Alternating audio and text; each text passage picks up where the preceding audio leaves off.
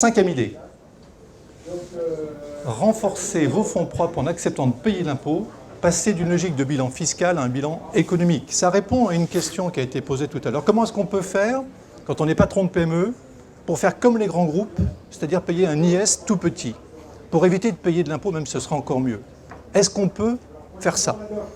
Eh bien, on ne peut pas y arriver quasiment quand on est un patron de TPE-PME, parce qu'on n'est pas dans le régime fiscal mondial, d'intégration fiscale. On ne peut pas choisir de se délocaliser à Jersey, au Luxembourg, où vous voulez, aux îles Caïmans. On ne peut pas. On peut pas.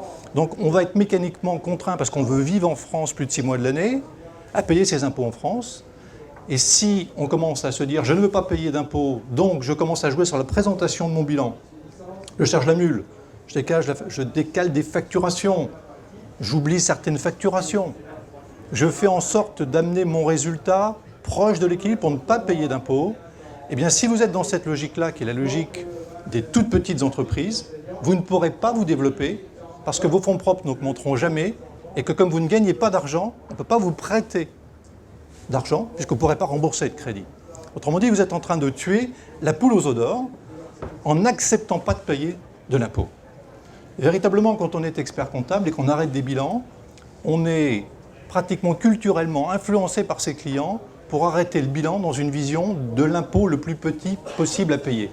Et moi, je vais vous dire, si vous voulez faire de la stratégie financière, créer de la valeur à court et moyen terme, ne pas être caution, avoir la confiance de vos banquiers, il faut accepter de payer de l'impôt. Et si vous voulez piloter votre entreprise financièrement, savoir si elle va bien ou si elle va mal, il faut accepter d'avoir un bilan économique et pas fiscal sous les yeux, pour savoir si ça marche ou si ça perd.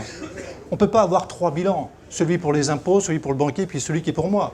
Il n'y a qu'un seul vrai bilan, c'est celui de la réalité économique de votre entreprise.